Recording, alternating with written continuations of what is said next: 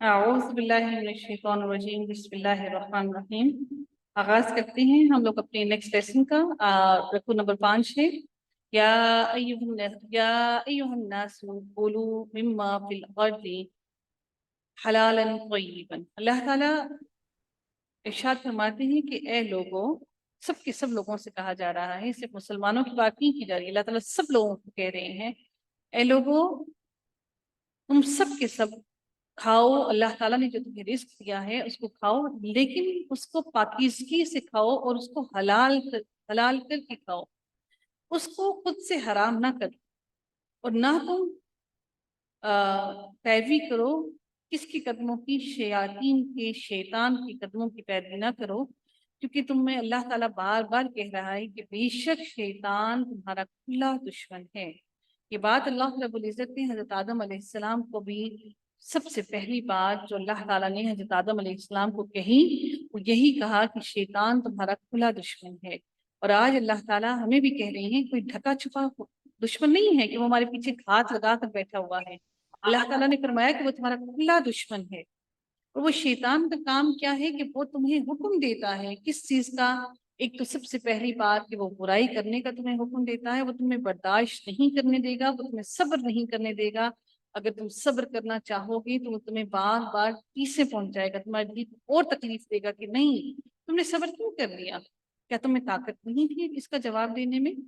तो वहां से बुराई का आगाज होता है और अल्लाह रब्बुल इज्जत फरमाते हैं कि वो तुम्हें हुक्म देता है शैतान कि वो तुम्हें बुराई की तरफ डाल दे और वो तुम्हें बेहयाई के रस्तों पर चला दे।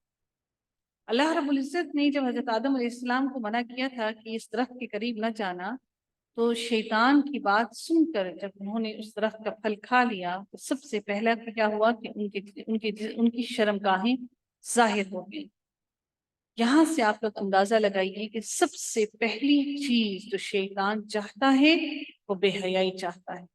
सबसे पहली चीज वो जब चाहता है वो अल्लाह की नाफरमानी, और उसके बाद नाफरमानी के बाद वो जिस चीज में इंसान को गिराता है वो बेहयाई में गिराता है। अल्लाह रब्बुल इज़्ज़त ने आपको और मुझे बड़े वाज़ेह अल्फाज में पहले कहा कि ए लोगों, याद करो कि मैंने तुम्हारे लिए पाकीज़ा और साफ सुथरे रास्ते चुने हैं, तुम उनको पाकीज़गी की तरह ही इस्तेमाल करो और तुम शैतान की हुक्म की पैरवी ना करो, उसके रस्तों पर ना चलो, क्योंकि शैतान तुम्हें बुराई का भी हुक्म देता है, वो बेहयाई के रस्तों पर तुम्हें डालता है। वअन तक़ूलू अलल्लाहि मा ला तालमून, और ये कि तुम सब वो ना कहो जो कि तुम नहीं जानते हो। अल्लाह पर वो सारी बातें मत घड़ो कि जो तुम्हें इल्म नहीं है। आज हम अगर किसी और के नाम का सदका करते हैं, किसी और के नाम का खैरात करते हैं, या किसी के नाम की सबीलें चढ़ाते हैं, या किसी दरगाह पर जाकर कोई देख बांट देते हैं, क्या फर्क पड़ता है, वहां पर भी तो गरीब ही लोग हैं, खाने पीने वाली तो अल्लाह की मखलूक ही है ना, हमारा तो मकसद गरीब को ही खिलाना है। लेकिन हमने अगर उस चढ़ावे को या उस अल्लाह के दिए हुए रिस्क को किसी के नाम से मुंसलिक करके दे दिया तो वो हराम कर दिया क्या है। तो अल्लाह ताला इरशाद फरमाते हैं कि तुम पाकीज़ा चीजें खाओ, उनको हराम ना करो। अब अल्लाह ताला अगली आयत में इरशाद फरमाते हैं, व इज़ा क़ीला,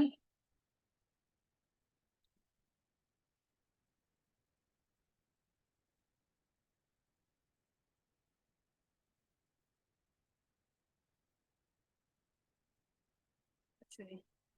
आगे देखते हैं। अल्लाह ताला इरशाद फरमाते हैं,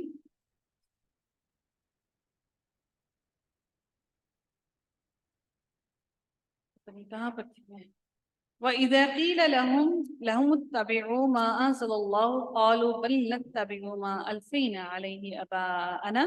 और जब उनसे ये कहा जाता है कि तुम अल्लाह ताला ने जो तुम पर नाज़िल किया है उसकी पैरवी करो, तो आगे से क्या जवाब देते हैं कि हम तो बल्कि उनकी पैरवी करते करेंगे जो कि हमारी जिसकी हमारे आबाओ अजदाद ने पैरवी की है। आज हम भी बहुत सी ऐसी चीजों पर डटे हुए होते हैं कि हाँ, क्या हमारे आबाओ अजदाद जाहिल थे, क्या उनको इस बात का इल्म नहीं था कि क्या दीन कोई आज नया आया है। सबसे पहली बात जो मुझे सुनने को मिलती है वो यही सुनने को मिलती है कि पहले के लोग बड़े शरीफ भी थे, बड़े सादे भी थे, और उनके दिलों में अल्लाह का खौफ भी ज्यादा था, और आज हमारे दिलों में अल्लाह का खौफ भी नहीं है। तो इसका मतलब है कि वो ज्यादा हदायत पर थे, और आज हम लोग कम इल्मी में हैं, और आज हमारे दिलों में अल्लाह का खौफ भी कम हो गया है। تو یہ اللہ تعالیٰ نے اس وقت کے لوگوں سے لے کر آج تک کے لوگوں کے لیے یہ بات آج بھی دلوں میں یہی بات ہے کہ ہم انہی چیزوں کی پیروی کرنا چاہتے ہیں جو ہمارے آباء و اجداد کرتے آئے ہیں۔ اللہ تعالیٰ ارشاد فرماتے ہیں آبا لو کان آباؤہم لا یعقلون، کہ اگر ان کے آباء و اجداد عقل سے کام نہیں لیتے تھے، ان کے پاس کوئی چیز ایسی نہیں آئی تھی جو ان کو عقل اور شعور دے سکتی اور وہ ہدایت پر نہیں تھے، تو کیا اس کا یہی مطلب ہے کہ تم بھی ان سب کی پیروی کرو گے؟ اب اللہ تعالیٰ ان کو مثال بیان کر رہے ہیں، ایک ایسے انسان کی مثال بیان کر رہے ہیں کہ ان لوگوں کی مثال ایسی ہوگی جو ہدایت پر نہیں آتی اور اپنے آباء و اجداد کی باتوں پر پیروی کرتے رہتے ہیں۔ تو اللہ تعالیٰ ارشاد فرماتے ہیں کہ ان لوگوں کی مثال کہ جنہوں نے کفر کیا بالکل ایسی ہی ہے کہ وہ ایک پکار رہے ہیں، کس کو پکار رہے ہیں؟ ایک ایسی چیز کو پکار رہی ہیں کہ جو نہ تو ان کو سن رہا ہے ان کی پکار کو، نہ ان کی دعا کو، اور نہ ان کے چلانے کو سن رہا ہے۔ یعنی کہ اگر آپ اور میں، ہم مسلمان بھی اگر کوئی قبروں پر جاتے ہیں، کیا میں اگر ابھی بھی دیکھوں تو ہم میں سے بہت سے لوگ کیا کرتے ہیں جی، کسی کی قبر سے اٹھا کر مٹی اس کو چاٹ لیتے ہیں، جی اس انسان کی قبر کی مٹی ہے کہ یہاں سے آپ کو شفا ملے گی۔ تو ایسے ہرگز مت کیجیے گا، ایسا اپنے ایمان کو اتنا کمزور مت کیجیے گا۔ تو اللہ تعالیٰ ارشاد فرماتی ہے کہ اس شخص کی مثال جو کہ جس نے کفر کیا بالکل ایسے ہی ہے کہ وہ ایسی چیز کو پکار رہا ہے، ایسی شخصیت کو پکار رہا ہے جو نہ تو اس کی پکار کو سننے والا ہے اور نہ ہی وہ اس کی چلانے کو سننے والا ہے، بلکہ وہ گونگے بھی ہیں، بہرے بھی ہیں اور اندھے بھی ہیں، اور وہ عقل سے، لیکن پھر بھی یہ لوگ عقل سے کام نہیں لیتے ہیں۔ نہ وہ گونگا بھی ہے، بہرا بھی ہے۔ سمجھ لیجیے آپ کے سامنے کوئی ایک ایسا بچہ، خدا نہ خاصہ کسی ایسا بچہ کوئی پڑا ہوا ہو جو ٹوٹلی ریٹارڈیڈ ہو مینٹلی طور پر بھی، اور جو اکثر اوقات بچے کسی نہ کسی کے گھر میں ایسے ہوتے ہیں، تو ایون کہ اس کے گھر والے بھی اس کو اہمیت نہیں دیتے ہیں، تو پھر وہ کیا آپ اس کے سامنے بیٹھ کے کیا اس کو ساری باتیں رام اپنی ساری کہانیاں سناتے رہیں گے بار بار بار بار؟ ایٹ دا اینڈ کیا ہوگا؟ لوگ آپ کو بھی پاگل کہیں گے نا، یہی کس قسم کا پاگل انسان ہے، اس کو تو کچھ سنائی نہیں دیتا، یہ کچھ سن نہیں سکتا، کچھ بول نہیں سکتا، اس بیٹھے ہوئے کیا باتیں کر رہا ہے؟ تو کیا وہ لوگ پاگل نہیں ہیں کہ جو لوگ ایسے جا کے قبروں پر یا لوگوں سے، ایسے لوگوں سے جو ان کی باتوں کو نہیں سنتے ہیں، ان سے باتیں کر رہے ہیں، ان سے مانگ رہے ہیں؟ یہ کس قسم کے لوگ ہیں جو عقل سے کام اور شعور نہیں رکھتے؟ اللہ تعالیٰ ارشاد فرماتے ہیں یا ایھا الذین آمنوا کلوا من طیبات ما رزقناکم واشکروا للہ ان کنتم ایاہ تعبدون۔ اے لوگوں جو ایمان لے کر آئے ہو، اب تم سے اللہ تعالیٰ فرما رہے ہیں کہ تم سب کے سب پاکیزہ چیزوں کو کھاؤ، اور وہ رزق جو اللہ تعالیٰ نے تمہیں عطا کیا ہے اس میں سے کھاؤ، اور اس کھانے کے بعد اس کا شکر بھی ادا کرو، اگر تو تم اور اس کی تم عبادت کرو، کیونکہ صرف اور صرف وہی عبادت کرنے کے لائق ہے، کیونکہ اس نے تمہیں سب کچھ عطا کر دیا، اب وہ عبادت کرنے کے لائق ہے، تو تمہیں اس کی عبادت کی اسی ہی کی کرنی چاہیے۔ اب یہاں پر 4 چیزوں کا ذکر کیا گیا ہے کہ وہ 4 چیزیں تم پر حرام ہیں، اس کا مطلب یہ نہیں ہے کہ وہ باقی ساری چیزیں حلال ہیں، لیکن ان 4 چیزوں کو الگ سے اہمیت بہت زیادہ دینے کی وجہ سے اللہ رب العزت نے ہمیں بتا دیا کہ یہ 4 چیزیں تم پر مکمل طور پر حرام ہیں۔ انہی 4 چیزوں میں جب آپ کے گھر میں محرم کی نیاز آتی ہے وہ بھی حرام ہے، وہ حلال نہیں ہے، قطعاً حلال نہیں ہے، نہ آپ پر نہ مجھ پر، حتیٰ کہ آپ اس نیاز کو کسی فقیر کو بھی نہیں دے سکتے، جو آپ نہیں کھاتے وہ آپ کسی فقیر کو بھی نہیں دے سکتے، وہ مکمل طور پر اللہ تعالیٰ نے حرام کر دیا۔ انما حرم علیکم المیتۃ والدم، اللہ تعالیٰ نے تم سب پر حرام کر دیا مردے کو بھی اور خون کو بھی، سوائے 2 خون کے، ایک کلیجی کا اور ایک پیلی کا خون، وہ جمع با خون ہوتا ہے وہ حلال ہے، باقی سارا خون اللہ تعالیٰ نے حرام کر دیا، اور جو گوشت جس جو تھوڑا سا خون لگ جائے وہ حلال ہے، ٹھیک ہے؟ باقی سارا کا سارا خون اللہ تعالیٰ نے تم پر حرام کر دیا۔ ولحم الخنزیر، اور کس کا گوشت؟ خنزیر کا گوشت، سور کا گوشت، کیونکہ سور سب سے گندی ترین چیز ہے اللہ تعالیٰ کی تخلیقات میں، وہ پخانا کھاتا ہے، وہ گندگی میں رہتا ہے۔ پہلے وقتوں میں جو وہ ہوا کرتے تھے، شہنشاہ ہوا کرتے تھے، جو بادشاہ ہوا کرتے تھے، انہوں نے کیا کیا ہوتا تھا کہ اپنے اپنے جو انہوں نے واش رومس بنائے ہوتے تھے، اس وقت سیوریج سسٹم نہیں ہوتا تھا، تو انہوں نے اپنے واش رومس کے نیچے سوراخ کر کے وہاں پر نیچے انہوں نے رکھے ہوتے تھے، پگس رکھے ہوئے ہوتے تھے، تو وہ پخانا اور پیشاب وغیرہ جو کچھ بھی وہ لوگ کرتے تھے، تو وہ سارے فضلات جو ہیں وہ سور کھاتے تھے۔ تو جو سور ہے وہ بہت ہی گندی ترین اور غلیظ ترین چیز ہے۔ اگر آپ میں سے کسی کو حلال جانور رکھنے کی کوئی ہوئی ہو،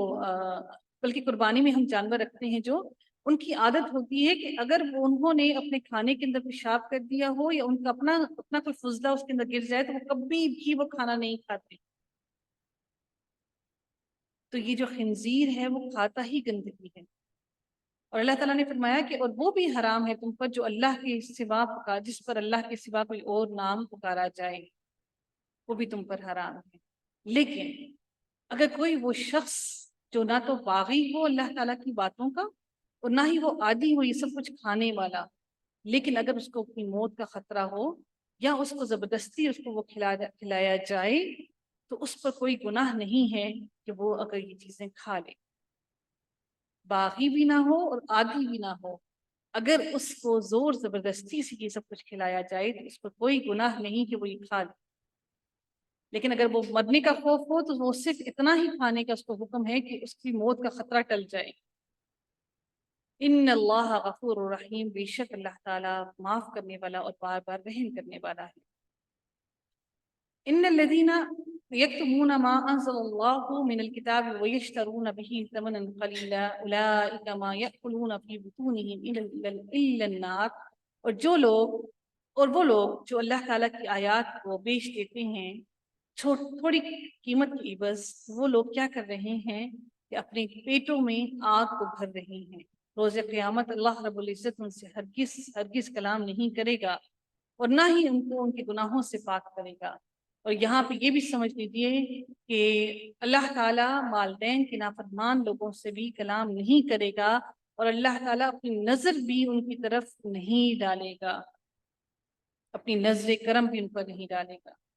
اللہ تعالیٰ ارشاد فرماتے ہیں کیسے ہی بدبخت لوگ ہیں جنہوں نے ضلالت کو خرید لیا ہدایت کے بدلے، اور مغفرت کو خرید لیا عذاب کے بدلے، اور ان کا کتنا ہی سخت برا ان کا صبر ہے جو ان کو آگ کے اوپر صبر دے رہا ہے۔ یہ اللہ تعالیٰ ارشاد فرماتے ہیں کہ جو اللہ تعالیٰ نے نازل کیا وہ حق ہے، اور حق کو یہ نہیں مانتے کیونکہ وہ بہت دور کی گمراہی میں چلے گئے ہیں، اور وہ ضد میں مبتلا ہو گئے ہیں، اس ضد میں مبتلا ہو گئے ہیں کہ یہ کتاب کہاں سے آ گئی، یہ کون سے نبی پر یہ کتاب نازل ہو گئی۔ صرف ضد اور انا کی بدولت یہ سب لوگ اس بات کا انکار کرنے والے ہیں۔ الحمدللہ جی، بہت کوشش کی مکمل ہو جائے۔